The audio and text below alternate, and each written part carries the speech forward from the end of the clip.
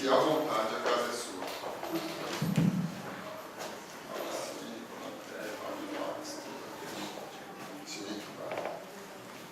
Boa noite. Muito bom estar de volta. Agradecemos a Jesus pela oportunidade de colaborar nas reflexões que o Espiritismo nos traz. Espero que o médico não falhe, mas os efeitos se supram, né, as nossas necessidades. Bom, o programa que eu tenho de segunda-feira na Rádio Boa Nova, eu falo de obsessão espiritual, e o de sexta-feira, às 11 horas da manhã, eu falo de comportamento e espiritualidade. Esse livro, ele nasceu de alguma forma desse programa que eu faço de sexta-feira. Ele não é um livro de autoajuda, onde tem fórmulas de como se comportar. Na verdade, é uma leitura da visão espírita junto com a psicologia, né? Qual é a proposta do espiritismo em termos de mudança de comportamento em nossa reencarnação como espíritos mortais, e a perspectiva psicológica, a visão, uma pincelada da psicologia sobre os comportamentos. Então, o livro é dividido em 3 partes. A primeira eu falo de desafios e soluções que enfrentamos. A segunda parte eu falo de terapêuticas propostas por Joana de Ângeles diante de dificuldades como medo, insegurança, síndrome de pânico, sentimento de inferioridade, etc. E a terceira parte eu falo de obsessão espiritual. Todos os direitos do livro são doados à Rádio Boa Nova e às Casas André Luiz. Então, a pessoa que comprar está ajudando estas instituições e tem feito muito para o espiritismo. Bom, eu vou falar desse tema, coragem para enfrentar a vida. É uma reflexão oportuna que coloca nós, como encarnados, como protagonista do nosso processo evolutivo. Por quê? Algumas pessoas, às vezes, acreditam que as coisas vão acontecer, né?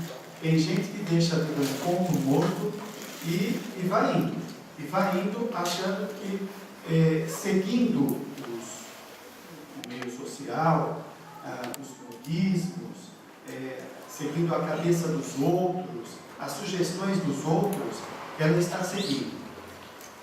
Joana de Ângeles fala algo muito importante, que é importante nós atentarmos do nosso compromisso pessoal.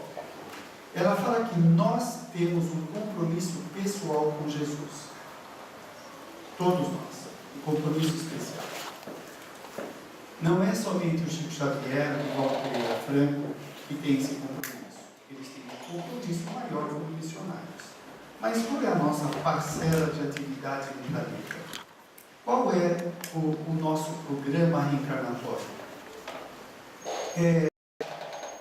Algumas pessoas estão tão condicionadas a pensar pouco de si mesmas, a se subestimar, a não dar valor nas suas conquistas, nas suas realizações, que acha que ela não tem muita importância. Né? A gente não tem ideia da dimensão de um ato positivo. Não tem ideia. Você veja, você pode estar com uma recepcionista aqui no Centro Espírita, atendendo as pessoas que chegam pela primeira vez na casa. Se você estiver mal-humorado, estiver indisposto e tratar mal esta pessoa, não brigando com ela, sendo ríspido, mas não dando atenção. Isso pode ser suficiente para ela se suicidar se ela está num processo depressivo. Né? Como que está a pessoa que está à nossa frente? O nosso interlocutor. Não importa se nós ajudamos 1 ou 1000 pessoas, o importante é nós fazermos alguma coisa positiva. E nós podemos fazer. Então, a nossa vida, ela não pode ficar ao Deus dará, indo para cá e para lá. Quando se fala de coragem para enfrentar a vida, isto quer dizer que esta qualidade, coragem, ela é desenvolvida, ela é aperfeiçoada, né? Você veja, para você fazer um curso universitário, para você entrar numa empresa e assumir um novo cargo, se casar, se relacionar com alguém, é preciso uma força pessoal para lidar com estas questões. Nós às vezes não percebemos isso, porque parece tão natural que passa desapercebido. Só quando você encontra uma patologia que você vai ver que esta força que nós temos é importante e ela é desenhada. Se você pega uma pessoa que tem uma fobia social, ela não consegue entrar nesse salão e se sentar perto de alguém. Ela não consegue ir numa padaria e comprar um pãozinho, né? Com um parente, com um amigo, ela pode até conseguir. Eu lembro que uma vez eu atendi um rapaz que eu fui com ele até o shopping, que ficava perto do consultório, e eu pedi para ele que entrasse numa loja e só perguntasse o preço de um produto. Ele não conseguiu fazer. Ele começou a tremer, ele quase desmaia, por causa da ansiedade que ele ficou. Então mostra que a força dele está doente, né? Está perturbada. Então ele não consegue fazer. Então, para nós enfrentarmos situações da vida, isso exige alguma coisa do indivíduo. Qual é a força de Jesus Cristo como governador do planeta? Né? Veja os opositores que ele enfrentou na época, que também não eram oposições tão grandes, mas na época era. Eu digo que não era tão grande comparado com o Espírito que é Jesus, né? Mas veja quantos trabalhadores do bem se recolhem, se ocultam, se afastam dos seus compromissos por causa das oposições, né? E se a gente vai deixando as nossas forças subdesenvolvidas, nós vamos acostumando a nos eximir de atividades, de compromissos, de chamamentos, achando que é natural. Imagina o seguinte, eu gosto de fazer analogia. Imagina se na empresa que você trabalha, você começa a recuar diante dos convites que o seu gerente, o seu diretor começa a fazer em termos de promoção para você. E começa a recuar, não, isso não é comigo, eu não posso, eu não sou capaz, quem sou eu? Como o Espiritismo se diz muito, né? Quem sou eu? Bom, uma pessoa dessa está para ser despedida. Um empresário não quer uma pessoa que fica se omitindo, que fica se escondendo, né? Negando as suas forças. Em nossa existência do mesmo modo. Nós enfrentamos situações diversas que exigem essa força pessoal. Nem sempre percebemos bastante o quanto obsessores ficam nos nossos ouvidos, dando sugestões que muitas vezes acatamos, outras não. Algumas pessoas anulam a sua existência por acatar a sugestão obsessiva, outras não, se fortalecem e vão adiante. Então, é oportuno pensar nessa questão pessoal, né? De repente você está querendo aqui entrar na casa para fazer alguma atividade, está com medo, está seguro, e você pode acionar a sua coragem, a sua força. Eu sou capaz, eu posso fazer. E se candidatar a algum trabalho beneficente, que faz muito bem. Bom, a definição de coragem é força, firmeza de espírito para enfrentar situações emocionais. Uma força que o indivíduo tem, né? O sinônimo é ânimo, audácia, bravura, decisão, sem violência, sem violência, sem agressividade, mas o indivíduo sentindo esse ânimo, como tendo vida para enfrentar as questões da sua existência. Bom, Jonas de Ângeles vai dizer que a coragem do indivíduo é sempre avaliada pelas suas resistências morais. Coragem é avaliada pelas resistências morais. O que é a resistência moral? É a firmeza moral, é a força moral. Então, por exemplo, você está junto de um amigo e esse amigo está fumando uma maconha e ele te oferece. Se esse seu amigo tem ascendência sobre você, você tem a tendência de se submeter a essa ascendência e pode acabar aceitando a sugestão para agradá-lo, né? Então, aí está a falta de resistência moral, a falta de força, e a pessoa acaba cedendo. Então, a força moral faz com que o indivíduo recuse. Não quero, isso não faz parte dos meus valores, não gosto disso, isso não presta. E em outros ambientes também. O indivíduo pode trabalhar numa empresa e ser convidado a cometer uma fraude, a fazer um desvio para ter algum lucro, né? Você veja, os adolescentes, quando eles estão em turma, eles tendem a pensar em grupo. Dificilmente eles conservam a identidade de autoafirmação, né? Se a maioria topa fazer alguma coisa, eles vão e fazem. Tem as suas exceções. E quando nós falamos de exceção, estamos falando de espíritos mais maduros, que têm mais experiências e que sabem discernir a questão, né? Que aquilo não é o problema. Então, isso é resistência moral, a capacidade de suportar provocações nesse sentido, né? Então, ela fala que a coragem do indivíduo é sempre avaliada pela sua resistência moral. Qual é a definição de moral dada pelo Livro dos Espíritos? A moral é a regra da boa conduta. A regra da boa conduta. Então, se eu tenho uma boa conduta, se eu sou lícito, se eu sou correto, se eu sou honesto, eu tenho uma boa conduta. Esta é a moral.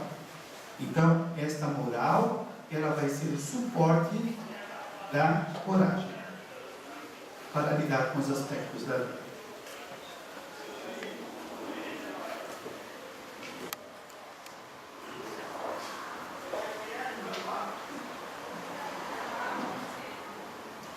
O orador não precisa de água, agora o palestrante precisa. Ele começa a gaguejar, começa a falar mais ainda. Olha só, se há debilidade de forças interiores, estamos falando aí da coragem, o sofrimento e os desafios da evolução causam fortes transtornos emocionais. Então, vocês vejam, nós enfrentando a nossa existência, estamos perto de pessoas que têm facilidade de lidar com determinados acontecimentos e tem outros que neurotizam os acontecimentos, né? Você pode passar por um colega que não te vê e não te cumprimenta. Se você é melindroso, você acha já que a pessoa não gosta de você, que você foi desrespeitado, já fica de cara fechada, já começa a ruminar as ideias de menos-valia, de não ter valor, ao contrário da outra pessoa que tira aquilo de letra. Bom, ela não me viu, só foi isso, ela não me viu. O neurótico não, ele problematiza a situação. Agora veja, por que temos debilidades de forças interiores? Da onde vêm essas debilidades? Vem das nossas experiências, onde provocamos conflitos pessoais, sofrimentos, no qual ficamos fragilizados. Por exemplo, se você sofre uma rejeição, que pode advir de um casamento falido, de um relacionamento com um amigo, amiga, essa rejeição pode marcar de tal forma a personalidade que quando um amigo não o cumprimenta, ele acha que está sendo rejeitado, porque ele tem o trauma da rejeição. Então isso é um conflito interno da pessoa. Mas, por exemplo, se nós carregamos transtornos, fobias, culpas interiores, isso nos deixa fragilizados demais. Então, os acontecimentos naturais da vida, que têm a finalidade de nos enriquecer de experiências, de conhecimentos, para desenvolver as nossas capacidades. Desenvolvendo as nossas capacidades, nós temos mais discernimento, mais lucidez, mais controle emocional, mais sociabilidade, mais afetividade. Nós nos tornamos melhores. Mas a pessoa que está com conflitos internos, ela tende a problematizar os acontecimentos, né? Então ela sofre com os acontecimentos. Veja, gente, isso é muito importante.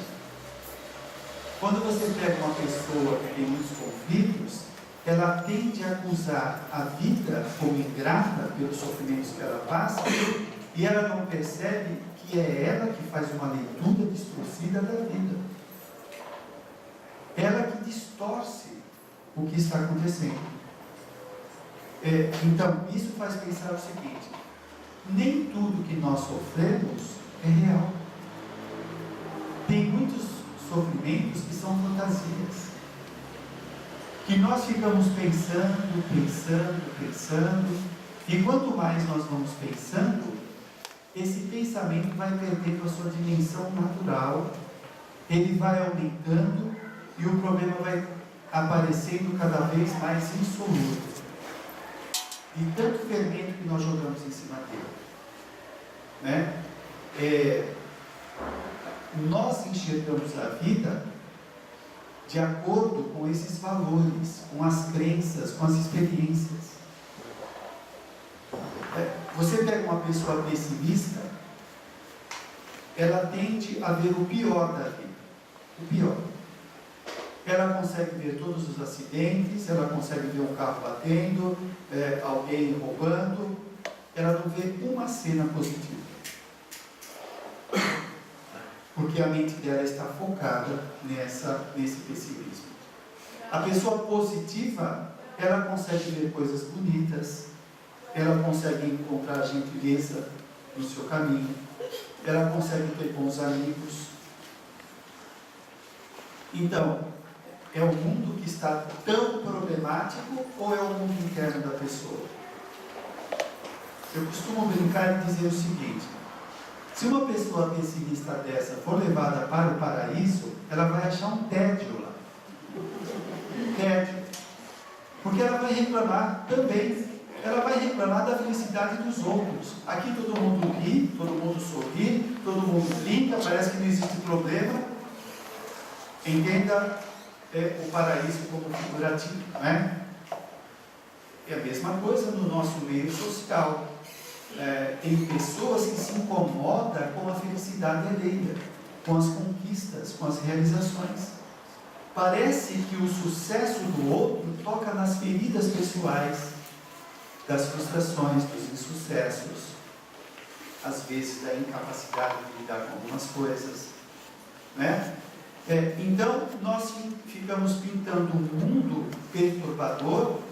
E é interessante que, se você observa na literatura espírita, os benfeitores espirituais vão ver, atrás destas supostas problemáticas da existência, meios de crescimento, ingredientes de melhoria pessoal. Gente, o Espiritismo ele vem escancarar isso para nós. Por exemplo, no nosso conceito social, principalmente na visão materialista, se uma pessoa adoece ou se ela fica desempregada, é o fim do mundo. Representa um fracasso, representa a antivida, a doença. Para o Espiritismo pode ter outra representação. Você pega um indivíduo que ele de alguma forma está se conduzindo razoavelmente na existência. E de repente ele começa a se desvirtuar. por causa de amigos, de motivos pessoais, ele começa a pegar outros caminhos e começa a se perder. Os benfeitores espirituais podem promover uma doença para ele ficar acamado e não cair mais fundo na sua derrocada. Para quem olha de fora, fala, coitado, ele está doente. Para quem vê com abrangência, fala, que bom, ele está doente. A doença vai salvá-lo. Às vezes a saúde afunda a pessoa. Isso é muito interessante, é um paradoxo. Isso é um paradoxo para a ciência materialista. O Espiritismo está claro. Porque as nossas necessidades reais, aquilo que é bom para o espírito, nem sempre é gostoso, nem sempre é o melhor. Porque muitas vezes nós elegemos como sendo bom aquilo que a sociedade coloca na nossa cabeça. Então eu posso achar que eu tendo uma boa condição, isso pode me trazer felicidade. Depende de quem é você. Pode ser um grande problema. Para um espírito que já faliu na área financeira, ter dinheiro nem sempre é bom. Só se ele tiver muita resistência moral para transformar a falência do passado em crescimento no presente. Se no passado ele foi um empresário que sugou as energias dos seus funcionários, que usou mal o dinheiro, hoje ele pode ser um empresário construtivo, que ele direciona o seu dinheiro para o crescimento das pessoas. Aí sim, aí ele está acertado. Então, até isso nós temos que avaliar o que é bom para nós. Nós somos bombardeados por uma enxurrada de informações dos meios de comunicação, dizendo para nós o que é bom e o que é necessário para ser realizado. Você tem que ter sempre um celular de última geração, você tem que fazer viagem, tem que ter carro do ano, tem que fazer plástica, tem uma série de condições para você ser enquadrado como bem-sucedido. Só não fala o quanto de ansiolíticos eles tomam, o quanto de calmantes, de bombas, de drogas eles usam para manter aquilo. Não que necessariamente o sucesso traga isso, não tem nada a ver, o Espiritismo não se opõe ao sucesso, às realizações pessoais. Estamos refletindo quando o indivíduo reduz a vida ao consumo, por exemplo, as realizações exteriores, sem cuidar do principal, que é a realização interior. E quando nós cuidamos dessa realização interior, nós vamos ter mais instrumentos para lidar com essas questões sociais, sem se perder nela, sabendo tirar um bom proveito, usufruir o melhor do que uma pessoa neurótica. Bom, eu estava falando aqui das debilidades das forças internas. Então, veja, gente, eu gosto de fazer a seguinte analogia. Se você tiver uma fratura na perna, se você tiver com uma ferida na sua pele, provavelmente você não vai deixar o tempo curar. Você vai procurar um médico. Tem muita gente que tem feridas psicológicas e não cuida. Tem traumas, sentimentos de inferioridade, de menos-valia, insegurança, medos, fobias, e não cuida, e portanto faz uma visão distorcida da vida, acha que a vida é um problema e ela não percebe que ela está com um problema. Então nós temos que aprender a cuidar de nós, para que possamos aproveitar melhor a nossa existência. Bom, se as existências íntimas possuem capacidade de enfrentar os problemas, diz Joana de Ângeles, esta resistência, essa força moral dá capacidade para enfrentar os problemas. Mais o indivíduo amadurece e se torna mais vigoroso. Então, aquilo que eu falei anteriormente, se o indivíduo não se cuida e ele fica doente, ele não enfrenta a vida como se deve, e não aproveita para o seu crescimento. Então, isso vai levar ele aonde? Né? Primeiro, nós estamos aqui reencarnados para evoluir. Para evoluir. Algumas pessoas, infelizmente, acham que estão aqui para sofrer.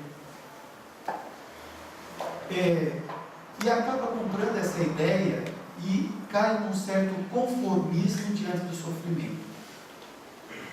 Então, o Espiritismo vem falar que estamos aqui para evoluir, que também compreende resgatar débitos, passar por provas e expiações, mas o principal é evoluir, é desenvolver os nossos potenciais perfectíveis.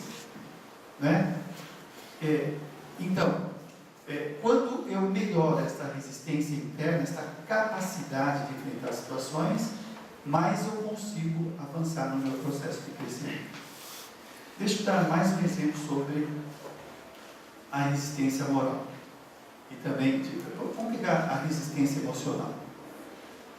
Se você passa por uma provocação e você não tem resistência emocional, ou seja, não tem capacidade de enfrentar a situação, a pessoa se desequilibra, briga, se torna violenta, porque ela não sabe administrar as emoções e aquilo que o outro fala. Né? A pessoa se sente muito ofendida, mais do que a medida. Então nós precisamos melhorar isso dentro de nós. E a resistência moral, nos vários convites da vida, somos desafiados constantemente. Né? É interessante, tem uma ideia da psicologia chamada de normose, que é a patologia do normal. Se nós estamos em 100 pessoas aqui, 60 fumam, nós achamos que fumar é normal, porque a maioria fuma. É um consenso social. E muitas vezes nós pautamos o nosso comportamento em cima do consenso social. Ora, se nós estamos num planeta de expiação e prova, que ainda é inferior, é o segundo na categoria da evolução, tem o mundo primitivo e o nosso. Se nós estamos num planeta inferior, é natural que o comportamento seja imaturo. Se nós nos espelhamos na maioria dos comportamentos sociais, nós estamos nos espelhando em comportamentos imaturos. Não é porque muita gente faz coisas que nós devemos fazer. Então Jesus, como seus missionários nas várias épocas da humanidade, veio trazer um novo paradigma de comportamento, um novo modelo de se comportar. A proposta dele rompe com essa visão materialista. Então, quem poderia dizer que uma pessoa madura, uma pessoa iluminada, perdoa 7 vezes 7? E nós, orgulhosos, não perdoamos e desenvolvemos câncer. Olha como nós somos muito inteligentes. Não perdoamos e guardamos ressentimentos que acabam com o nosso sistema nervoso, somatiza no corpo.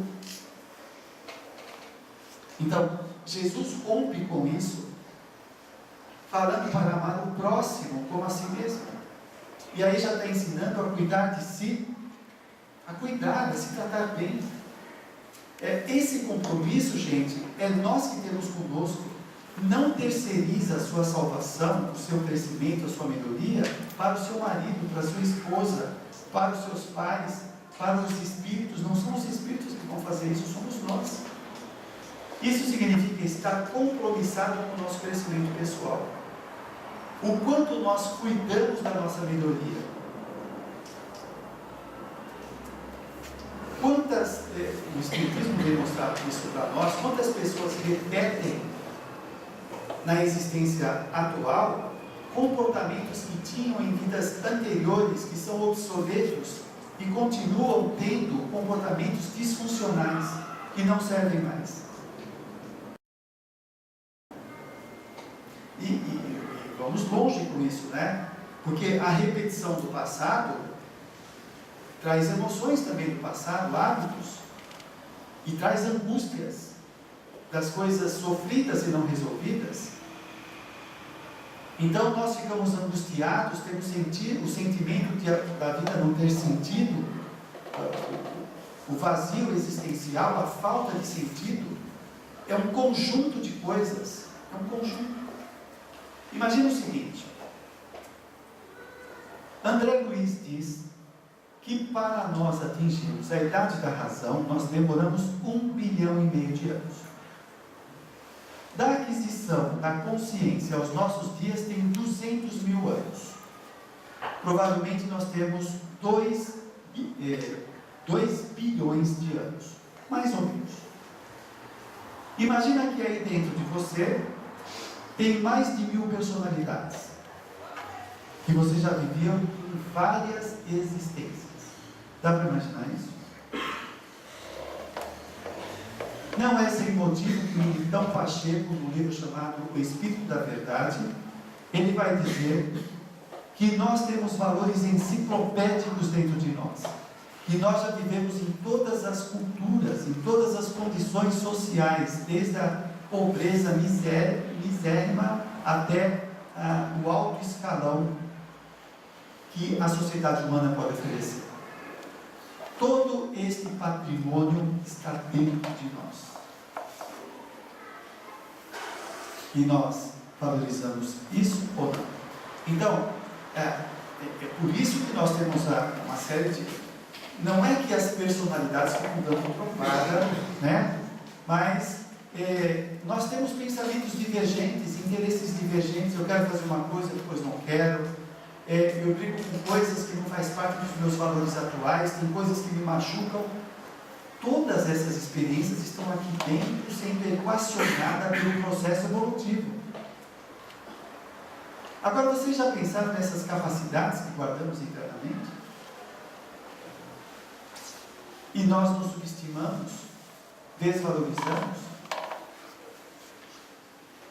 Então, existem capacidades, existem recursos dentro de nós que precisam ser acionados, valorizados. Vós sois deuses, disse Jesus.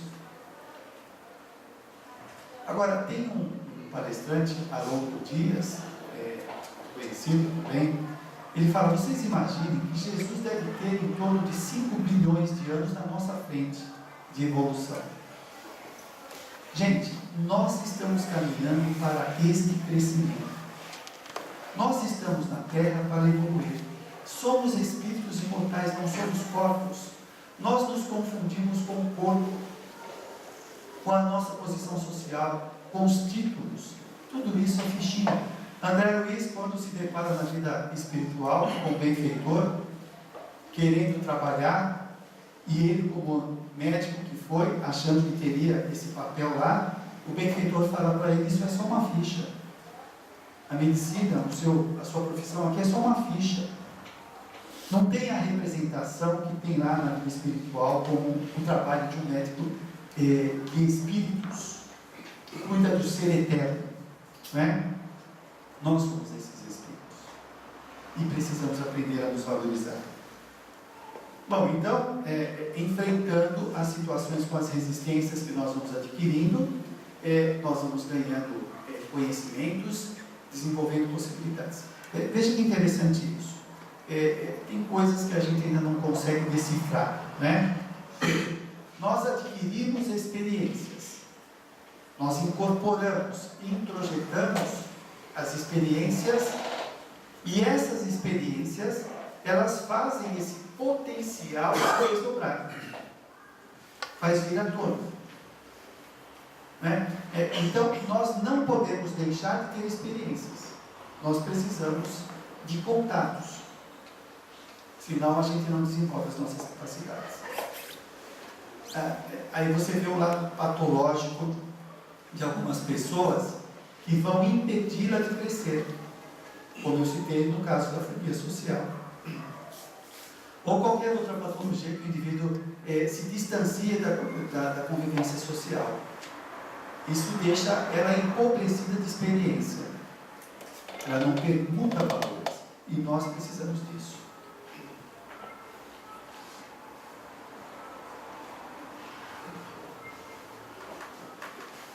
Diz Joana de Ângeles, É indispensável treinar a coragem como qualquer outra faculdade. Vocês sabem a diferença de coragem e de vontade? Coragem e vontade. Será que é a mesma coisa? Eu tenho vontade de fazer alguma coisa, eu vou fazer. Eu tenho coragem de enfrentar uma situação. Ou não tenho coragem. Deixa eu fazer uma colocação. Eu posso ter coragem de ir à montanha russa, mas não tenho vontade.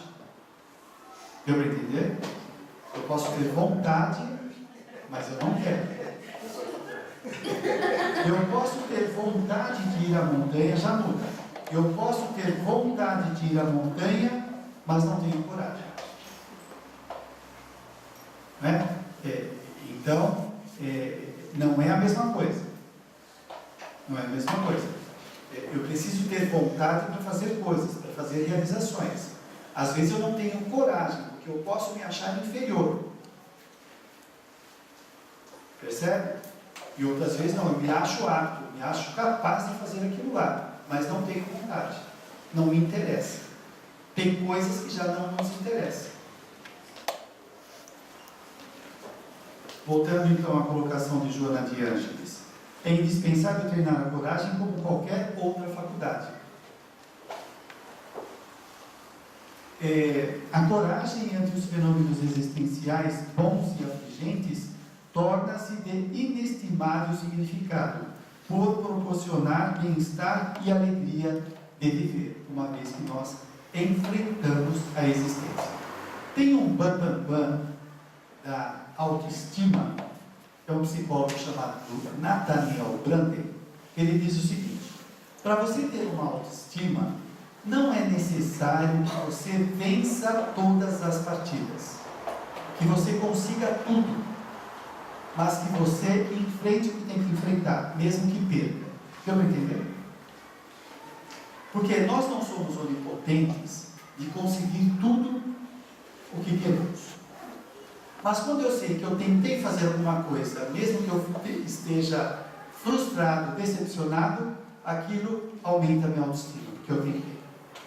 A pessoa que tem baixa autoestima, que tem sentimento de inferioridade, ela se acha inadequada, sem condições. Ela desvaloriza suas capacidades.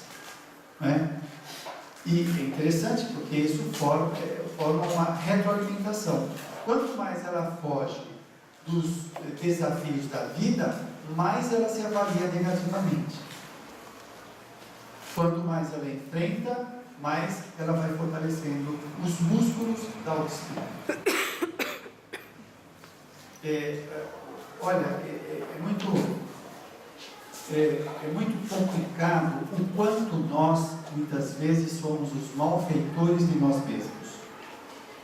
Né?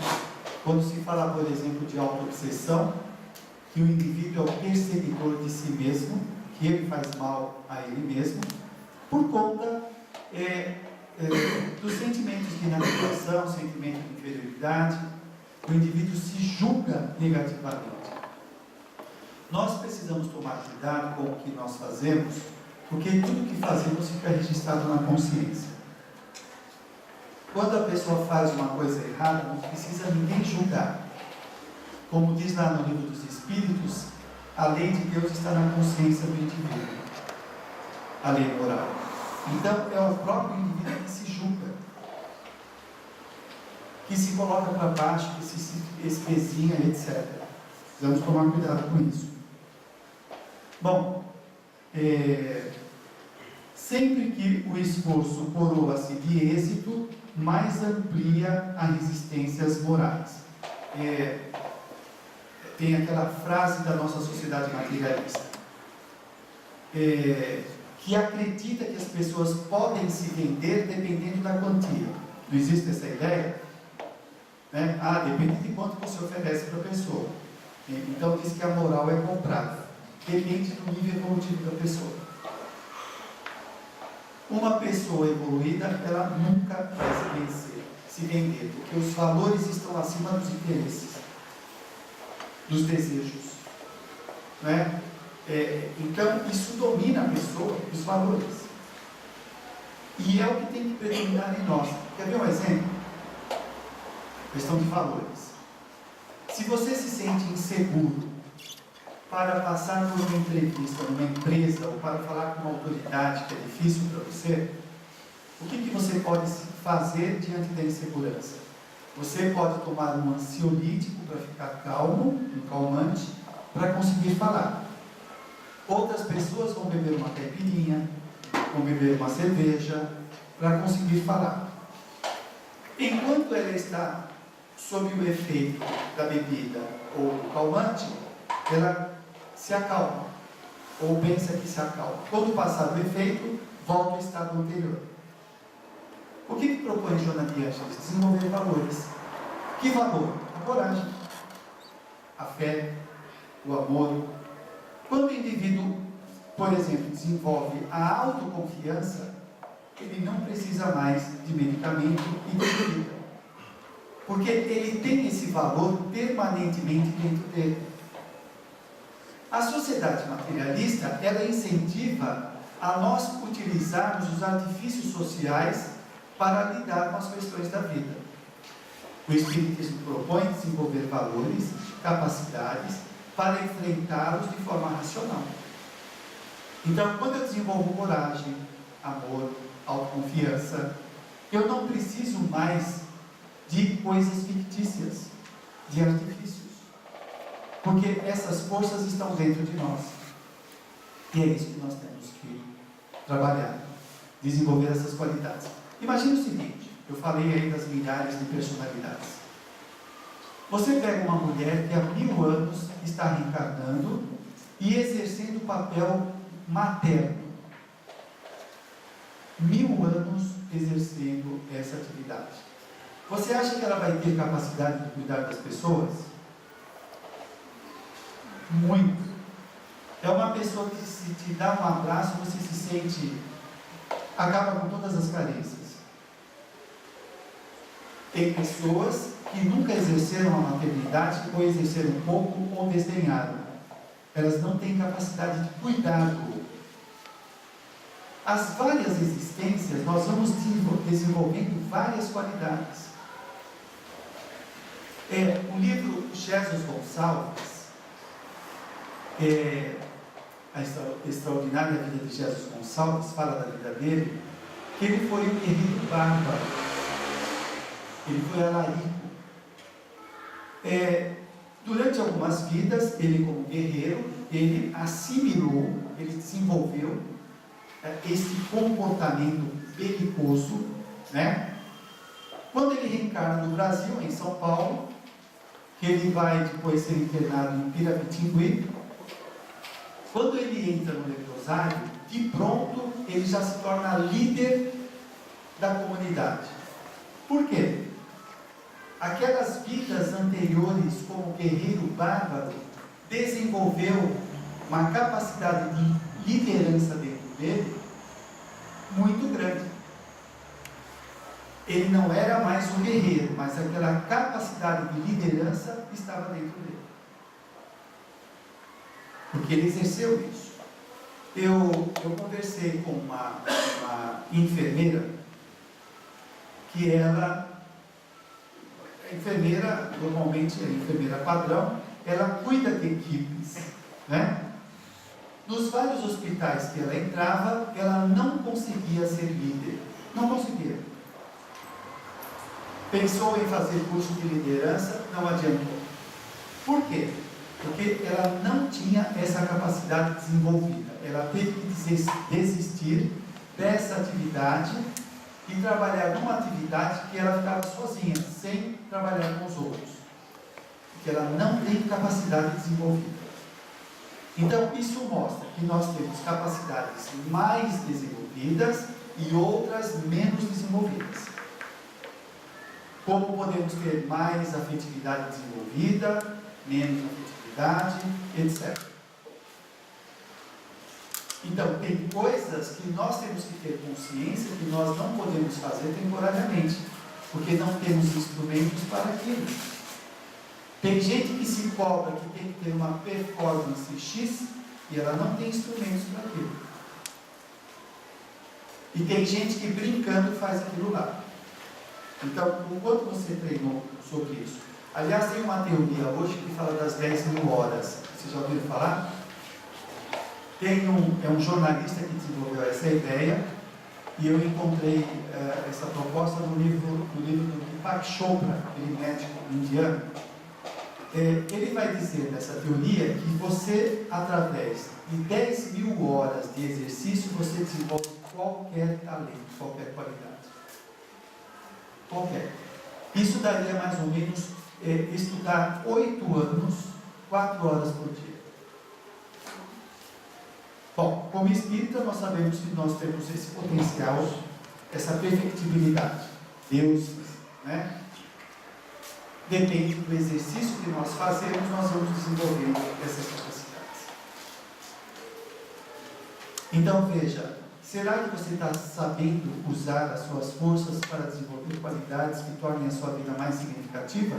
Quer ver um exemplo dentro do centro espírita? Você pega uma pessoa que trabalha 10 anos dando passe, 20 anos dando passe, o que vai fazer, o que vai acontecer com a capacidade dela de irradiar forças? Ela vai ter uma força tremenda de curar, de harmonizar, de tanto que ela exercita isso. Tudo que nós estamos fazendo está fazendo o indivíduo crescer. Nós temos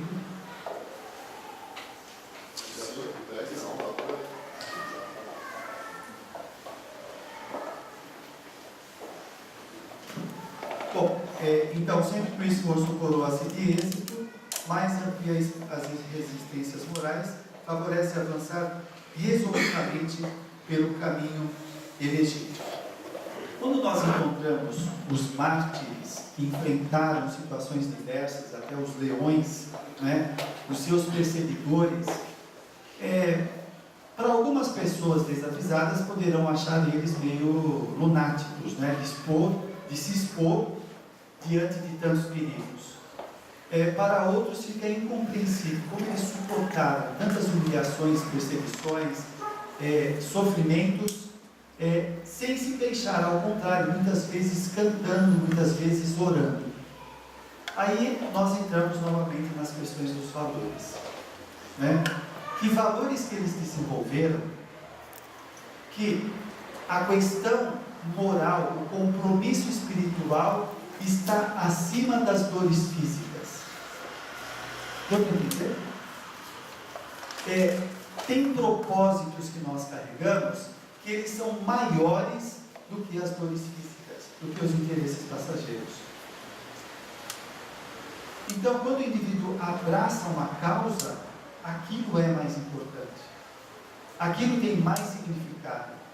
A dor se torna secundária, muda os valores. Você pega o homem fisiológico, o homem ainda meio bárbaro, ele se machuca muito, ele se afeta muito pela parte sensorial, parte corporal, né?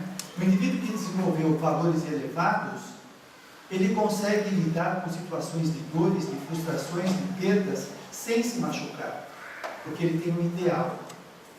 Isso está acima. E tanto é importante essa questão do ideal, eu vou fazer uma emenda com uma ideia de um psiquiatra, chamado Viktor Frankl, que ele desenvolveu a logoterapia, que é a terapia do sentido da vida. E ele falava que nós precisamos ter um sentido na vida. O mártir, ele tinha um sentido na vida, ele tinha um propósito.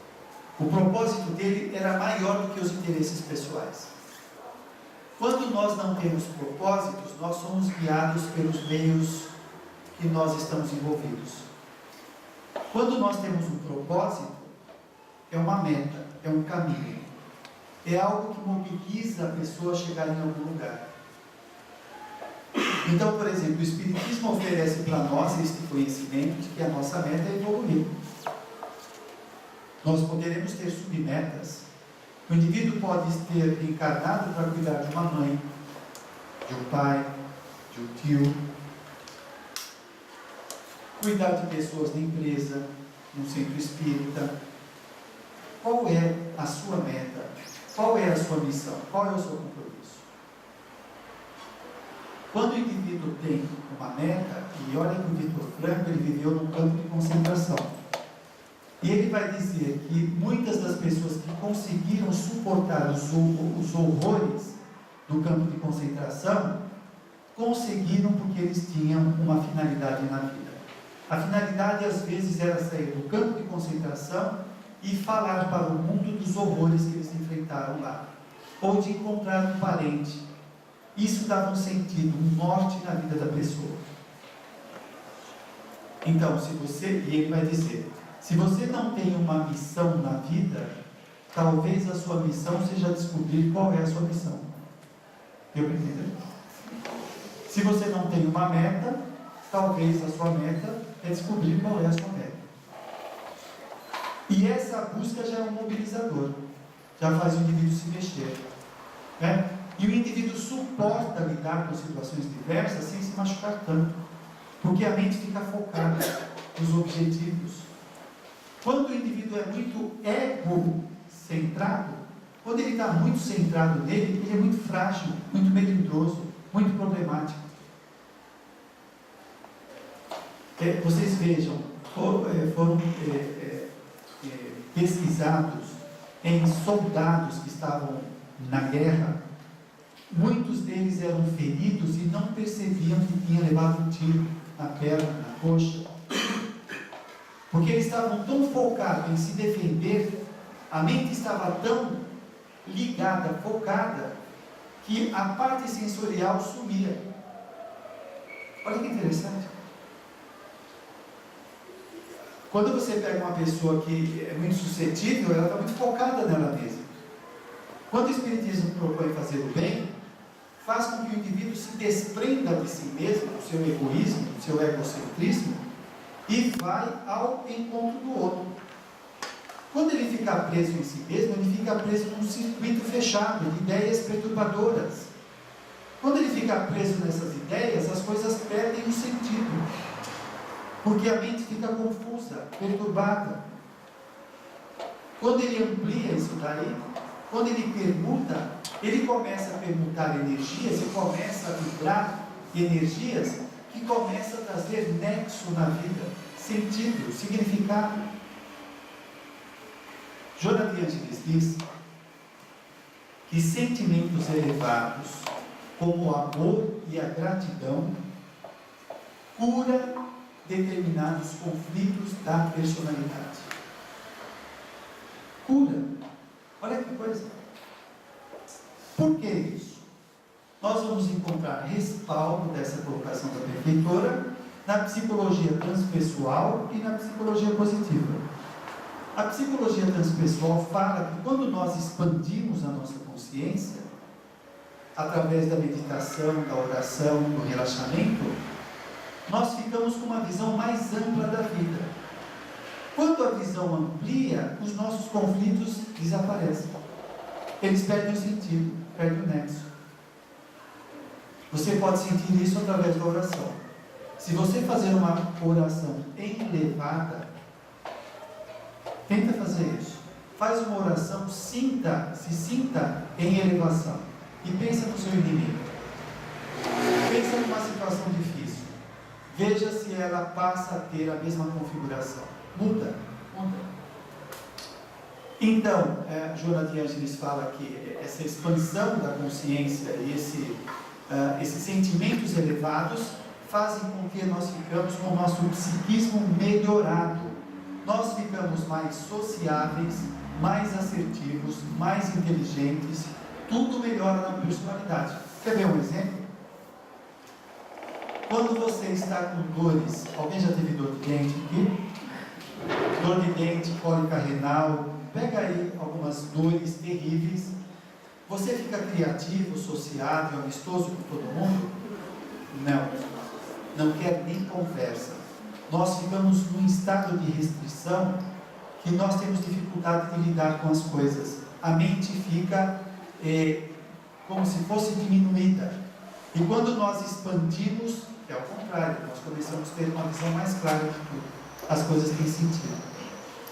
Então, quando estamos nesse estado perturbado, parece que as coisas não têm solução. Parece que tudo vai ser sempre assim. Quando estamos no estado melhorado, nós sabemos que aquilo é passageiro, que vai mudar, que o melhor sempre vai acontecer. Manuel Filomeno de Miranda, ele foi fazer uma excursão numa região superior, uma região de felicidade.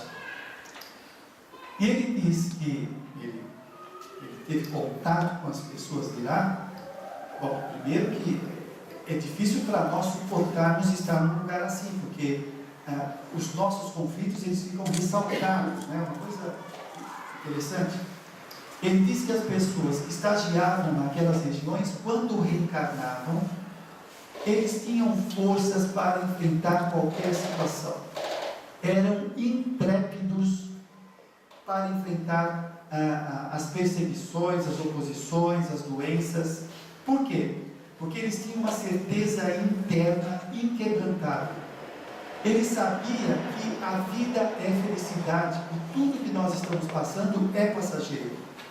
Ele tem certeza do nosso crescimento, a pessoa que estagiou lá.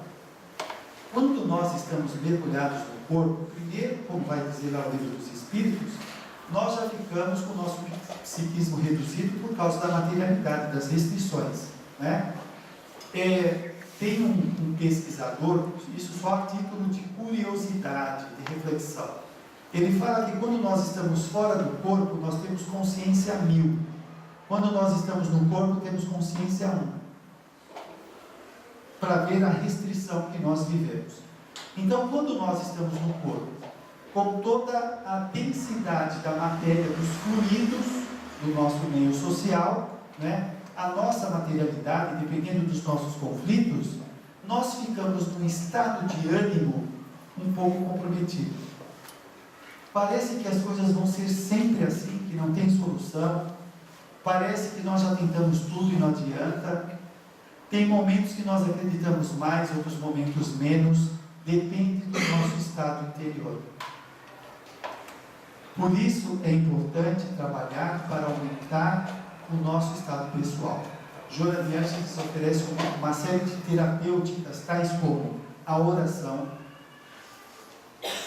a água purificada, o passe, leituras edificantes, contatos edificantes, tudo aquilo que sirva de motivação positiva para a personalidade.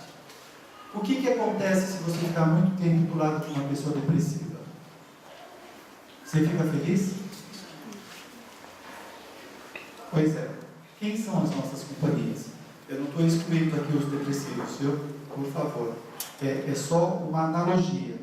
Mas vamos pegar a pessoa pessimista, a pessoa negativa, a pessoa derrotista, a pessoa maldosa. Se você ficar muito tempo do lado de uma pessoa dessa, acaba sendo contaminado. E aí a gente se depara com um suposto paradoxo, porque a gente poderia dizer, mas espera, eu como espírita vou me afastar, vou ser elitista de escolher pessoas? Não é isso. Tem que ver o quanto nós estamos compromissados com a nossa vida. Se você tem um parente que é difícil, provavelmente você tem que ajudá-lo. Se tem um amigo complicado, talvez possa ajudá-lo se ele quer ajuda. Mas tem que pensar nas companhias, porque as companhias podem levar o indivíduo para o buraco. Não é? Não é isso que os obsessores fazem? Os obsessores aproximam pessoas de mau caráter junto dos outros para desviá-las dos seus propósitos de crescimento. E aí o indivíduo reflete, puxa vida, mas é amigo, né? Tá certo, de repente a pessoa está fazendo uma coisa errada, chega a polícia, leva você preso, como eu conheci um caso, o garoto não era bandido, estava junto de um bandido. Chegou a polícia, ele foi preso e pegou mais de 10 anos de cadeia. E não era bandido, estava como bandido. Bom, o nosso tempo já se esgotou, espero que tenha servido para reflexões. Que Jesus nos abençoe, que nós possamos aproveitar ao máximo que a casa nos oferece para levar a nossa vida no enfrentamento da existência, de modo a crescer, de tornarmos a nossa vida mais significativa. Muito obrigado a todos.